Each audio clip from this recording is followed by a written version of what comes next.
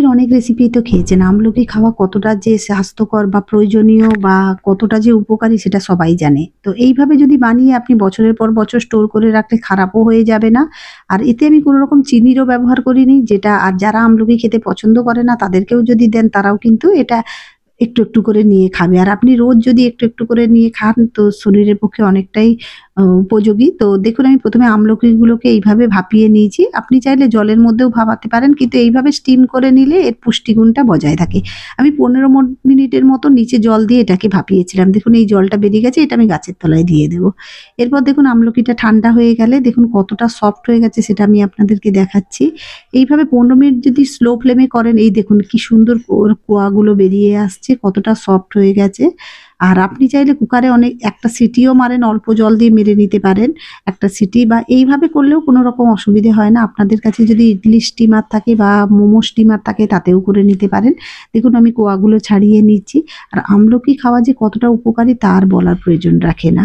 আর যারা আমলকি বেশি টক বলে খেতে পছন্দ করে না তারা কিন্তু এইভাবে বানিয়ে স্টোর করে রেখে সারা বছর কেন, আপনি বছরের পর বছর রেখে দিলেও কোনো রকম খারাপও হবে না, কিছু হবে না। এরপর দেখুন আমি এখানে ২৫০ গ্রামের মতো গুড় নিয়ে নিয়েছি। আমি এখানে শক্ত গুড় নিয়েছি, এটা আখের গুড়ই। আপনারা চাইলেন যে আমাদের জলজলে গুড়টা পাওয়া যায় ওটাও ব্যবহার করতে পারেন। এটা আমার কাছে ছিল বলে আমি এটা দিয়েই বানাচ্ছি। আমি ১ম এ গুড়টাকে এইভাবে কেটে, কেটে একটু ছোট করে নিচ্ছি, কারণ নাহলে পুরোটা দিলে গলতে সময় লাগবে। এইভাবে দেখুন আমি এটাকে ভেঙে নিয়েছি বা কেটে নিয়েছি যতটা সম্ভব। তারপরে এখানে আমি একটা কড়া বসিয়ে তার মধ্যে ১ম এ গুড়টা দিয়ে দিলাম। আপনারা পরিমাণ অনুযায়ী আমলকিটা ব্যবহার করবেন। আমি এখানে ৪০০ গ্রামের মতো আমলকি ব্যবহার করেছি। এরপর গুড়টা দেওয়ার পরে এরকম একটু নেড়েচেড়ে দেবো যতক্ষণ না গলে। একটু ভেঙে, ভেঙে দেওয়ার চেষ্টা করব। গুড়টা এমনিতেই গলে যাবে। দেখুন অনেকটাই গুড়টা গলে গেছে। আর কিছু এবার গ্যাসের ফ্লেমটা একটু বাড়িয়ে দিচ্ছি যাতে করে তাড়াতাড়ি গলে যায়। আর না গললেও কোনো ব্যাপার না, পুরো প্রসেস হতে, হতে গলেই যাবে। এইভাবে কিছুক্ষণ নেড়েচেড়ে গুড়টাকে একটু গলিয়ে বড় দানাটা একটু ভাঙার জন্যে একটু ওয়েট করেছিলাম। কিন্তু না, এবার আমি আমলকিটা দিয়ে দিলাম। দিয়ে গ্যাসের ফ্লেমটা মিডিয়াম হিটে রেখে এবার পালা এটা পুরো গলে গিয়ে পুরো আমলকির সঙ্গে মিশে যাওয়া, যেটা একতারে চাশনি হয়ে যাওয়া সেই হিসেবে। এরপর দেখুন এটা ফুটতে শুরু করেছে। আমলকির ভেতরে এটা ঢুকে যাবে পুরো। এইভাবে করলে আমলকির ভেতরে পুরো গুড়ের রসটা ঢুকে যাবে। আপনি এখানে চিনি দিয়েও করতে পারেন, কিন্তু গুড় খাওয়া বেশি ভালো বলে যেহেতু আমি স্টোর করে রাখবো, রোজ খাবে, যার জন্যেই আমি গুড় দিয়ে করছি। যখন স্বাস্থ্যকর জিনিস তাহলে আরেকটু স্বাস্থ্যকরই বানানো হোক না। এরপর আমি এর মধ্যে একটু সন্দক লবণ বা রক সল্ট দিলাম। আপনারা লবণটা যদি না দিতে চান না দেবেন, কিন্তু লবণটা দিলে টক মিষ্টিটা খুব ভালো লাগে।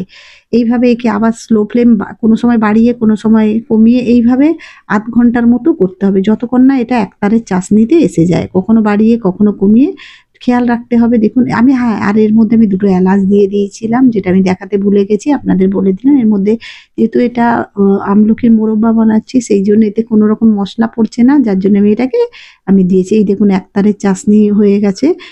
আর কিছু না, এটাকে আর ১ থেকে ২ মিনিট একটু হাই ফ্লেমে ফুটিয়ে নেব। ফুটিয়ে নিয়ে গ্যাসের ফ্লেমটা অফ করে এটাকে ঠান্ডা হতে দেব। আপনি ঠান্ডা হয়ে যাওয়ার পর স্টোর করে কন্টেনারে ভরে রেখে দিন না, পুরো বছর খেতে পারবেন। আর কতটাই বাচ্চা থেকে বড় সবাই খেতে পারবেন। আর কতটাই স্বাস্থ্যকর জিনিস, তো কত ঝট করে আপনি বানিয়ে নিতে পারেন। বাজারে বা মেলা থেকে কেন কিনতে যাবেন, নিজেই বাড়িতে বানিয়ে নিন না। কতটা খেতে সুন্দর লাগে। এরপরে আমি গ্যাসের ফ্লেমটা অফ করে দিয়ে এটাকে ঠান্ডা হতে দেব। ঠান্ডা হওয়ার পরে এর কালারটা চেঞ্জ হয়ে যাবে। দেখুন আপনারা ঠান্ডা হওয়ার পরে এইরকম হয়েছে। কত রসালো হয়েছে। চলুন তাহলে এটাকে নিয়ে একটা কন্টেনারে ভরে দিই। আপনাদের কেমন লাগলো অবশ্যই জানাবেন।